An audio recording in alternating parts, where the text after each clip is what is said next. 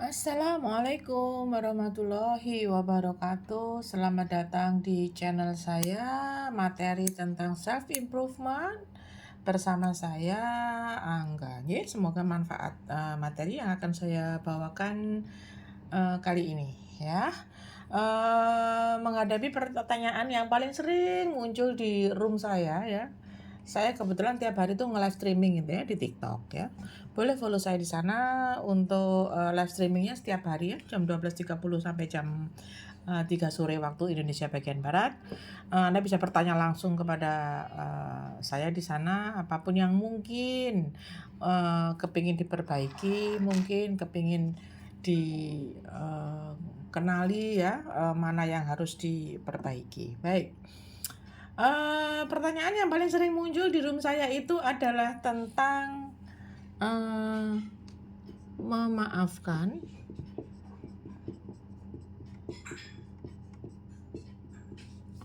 dan melupakan. Kenapa sih Bun? Aku tuh sudah memaafkan dia, gitu ya. Tapi kok kayaknya dia ini kesalahannya tidak bisa aku lupakan. Seringkali ketika saya diminta untuk memaafkan, sudah Bun, sudah tak maafkan. Tapi kenapa kok nggak bisa melupakan? Rasanya masih terngiang-ngiang aja gitu. Pada satu titik, kadang-kadang ketika saya ingat peristiwa itu, malah timbul panik tuh. Malah timbul hal-hal yang tidak saya inginkan. Jantung saya berdebar, asam lambung saya naik gitu ya. Bunda, sayangku, cinta, pujaan hati, yang namanya memaafkan itu tidak sama dengan melupakan. Ya, sekeras apapun Anda melupakan, berusaha untuk melupakan, tetapi ketika Anda belum sempurna memaafkan, berarti Anda belum selesai.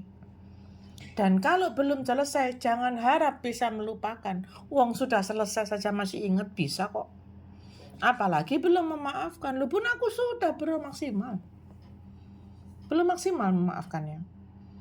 Masih ada luka batin yang muncul di sini. Dan penyebab luka batin ini kadang-kadang bukan hanya si pelaku saja. Kalau Anda tidak bisa memaafkan suami, bisa jadi penyebab luka batinnya bukan hanya beliau saja yang menjadi sumber penyebab luka batinnya. Maka apa yang harus dilakukan? Cari siapa-siapa yang berandil dalam munculnya luka batin ini.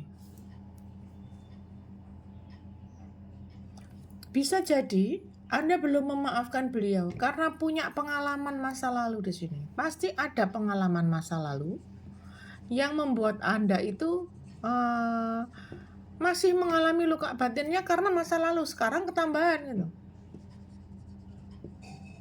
Maka pengalaman masa lalu ini yang harus digali. Memaafkan mereka-mereka yang pernah terlibat pada masa lalu, siapapun namanya, mau orang tua, mau saudara, mau teman-teman waktu sekolah dulu, mantan atau apalah. Dan sekarang ketambahan gitu loh. Sekarang pengalamannya ketambahan. Ini ada dari masa lalu ini, orang-orang yang terlibat di masa lalu. Dan sekarang karena ada suami yang menyebabkan luka batin yang baru, yang masa lalunya ketumpuan makin parah, yang benar tuh makin parah. Sehingga sulit sekali sampai kepada level memaafkan. Karena yang dulu saja belum selesai, ketambahan baru makin numpuk, lukanya makin berdarah-darah. Tapi Anda berusaha langsung lompat ke fase memaafkan.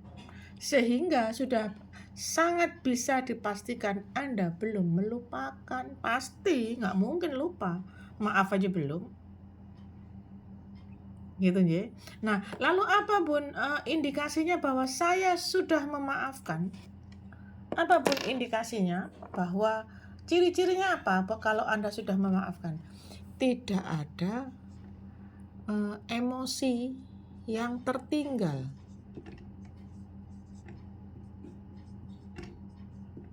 Ketika mengingatnya, emosi yang tertinggal sudah ada. Contoh ya. Anda sudah tidak punya lagi emosi yang tertinggal. Anda mengingat pernah dibohongin sama tukang apokat. Ini contoh ya, bukan berarti yang namanya tukang apokat tuh pembohong semua ya. Meskipun belinya 5, matangnya cuma 2 atau kadang bosok kabeh gitu ya. Anda merasa setiap kali beli apokat di pasar itu atau di orang itu pasti nggak ada yang matang, sehingga Anda mulai beli. Ketika lewat di situ Anda marah-marah atau Anda buang muka lah, ada emosi yang tertinggal ketika Anda melihat apokat. Nggak usah beli apokat, sakit hatiku gara-gara apokat, aku perutnya sakit karena terpaksa sudah terlanjur beli mahal, ternyata nggak ada yang matang. Maka Anda mulai beli semua tukang apokat adalah penipu. Bagaimana mungkin Anda bisa melupakan kejadian dengan apokat tadi ketika Anda belum memaafkan orang-orangnya? Kemudian Anda ketemu tukang rambutan yang baru yang ternyata sama, belinya 5 kilo dapatnya cuma 4,5 kilo. Anda belum memaafkan si tukang apokat, sudah ketambahan lagi si tukang rambutan. Makin banyak dong pengalamannya, makin gede dong sakit hatinya. Maka kita gali dulu, pengalaman masa lalunya ini harus digali. Ini harus digali.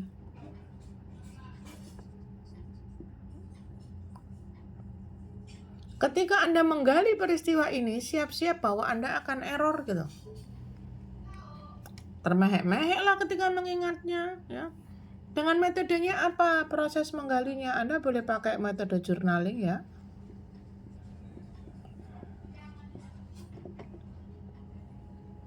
Ini menulis ya, journaling itu menulis kayak diary begitu loh ya.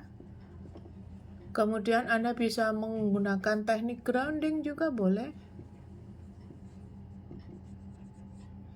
Anda bisa menggunakan teknik meditasi.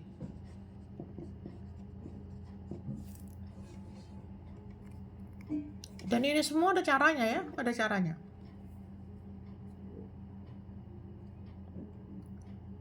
Ketika kita melakukan proses penggalian masa lalu, ya, bisa jadi yang luka batin yang sesungguhnya tersembunyi jauh di dalam, jauh pakai banget.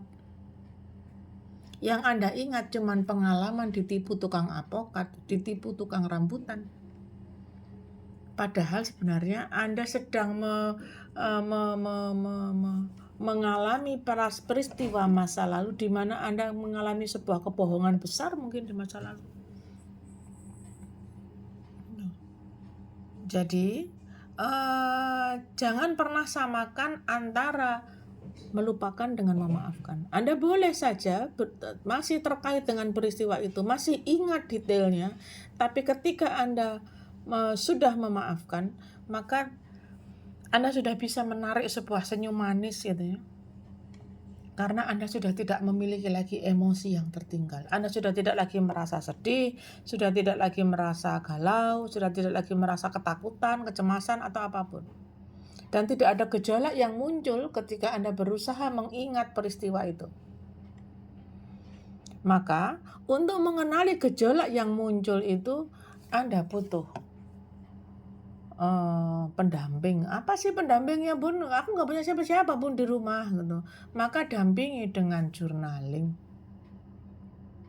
Anda bisa menuliskan setiap cerita kehidupan Anda satu demi satu, maksimal ini 3 ya. Journaling ini maksimal 3 setiap hari. Setiap hari maksimal 3, jangan lebih daripada 3. Berarti harus satu-satu Bun? Yes. Tuliskan satu persatu, waktunya kapan. Kalau nggak ingat tanggalnya paling tidak Anda ingat gitu loh ya. 2 tahun yang lalu, 10 tahun yang lalu, atau ketika SMA, ketika SMP boleh. Ya. Nanti lama-lama di video-video berikutnya akan kita share bagaimana caranya grounding dan meditasi ya. Semakin Anda bersih dari pengalaman masa lalu yang tidak baik, semakin Anda mampu memperbaiki apa yang diperbaiki pun, apa yang Anda rasakan saat ini dan apa yang ingin Anda rencanakan untuk masa depan. Harus bersih dulu. Ini harus aman dulu. Kalau di sini ada yang tidak aman, Anda nggak akan mungkin bisa berpikir lebih baik untuk memperbaiki apa-apa yang salah di masa yang harus dilakukan lah untuk masa depan, itu nggak akan bisa. Karena ketemu peristiwa sedikit saja, Anda sudah langsung muncul emosinya, sudah langsung muncul aku dulu pernah dikibulin, sudah langsung muncul seudonnya, sudah langsung muncul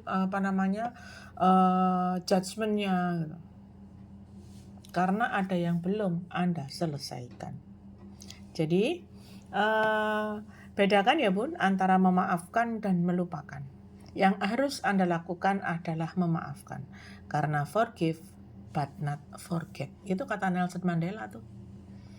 Ya, bagaimana seorang tokoh luar biasa dari Afrika Selatan yang sudah disiksa sebegitu kejamnya oleh pemerintah pada saat itu, yang meminta dia untuk menghentikan pergerakan-pergerakan anti perbudakan yang dia hembuskan. Bagaimana dia harus digantung dengan posisi terbalik, dikencingin oleh para penjaga penjaranya. Tapi ketika dia keluar, yang pertama kali dia peluk adalah penjaga penjara yang sudah kencing di mukanya. Bayangkan, kurang menderita apa dia? Ya, kurang dendam apa dia terhadap orang-orang yang sudah memperlakukan dia secara tidak adil. Tapi pada satu sisi dia memilih untuk memaafkan. Dia tidak melupakan. Dia tetap harus berjuang untuk melakukan tindakan anti perbudakan di Afrika pada saat itu. Jadi, tidak ada yang merasa paling menderita. Tidak ada yang seharusnya merasa akulah orang yang paling menderita di dunia ini. Kayaknya nggak ada yang jauh lebih menderita daripada aku. No. Anda hanya belum tahu saja. Anda hanya belum kenal saja dengan orang-orang yang punya pengalaman masa lalu yang jauh lebih dahsyat, jauh lebih tidak baik-baik saja. Anda hanya belum tahu ceritanya aja. Maka Anda sekarang merasa, aku sudah capek Bun, sudah capek aku, lelah memaafkan. Tapi dia selalu melakukan, sehingga aku tidak bisa lupa dengan semua kegiatannya. Sekali lagi, ini bukan tentang melupakan, tetapi tentang bagaimana kita mampu memaafkan. Ya.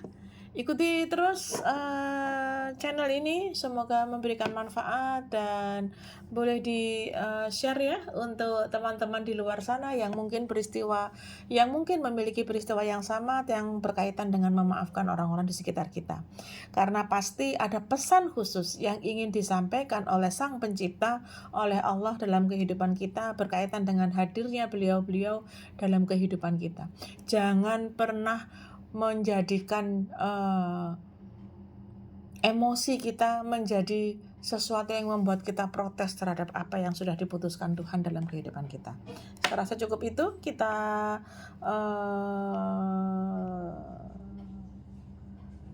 jadikan muhasabah sebagai kegiatan keseharian kita, dan semoga apa yang saya sampaikan menjadi sebuah cara untuk mengingatkan saya pribadi berbagai kesalahan-kesalahan yang mungkin pernah saya lakukan di masa lalu yang belum dimaafkan. Saya mohon maaf, dan semoga masih ada sisa-sisa yang bisa saya sampaikan di video-video berikutnya ya. Selamat memaafkan. Selamat menggali emosi Anda. Selamat melakukan proses journaling, menulis cerita-cerita kehidupan Anda di masa lalu, dari yang tadi pagi, kemarin sore, sampai 10, 20, 30 tahun yang lalu. Selamat menikmati masa-masa itu, dan selamat menjadi pribadi yang jauh lebih bersih, lebih bersemangat, dan lebih luar biasa. Terima kasih. Assalamualaikum.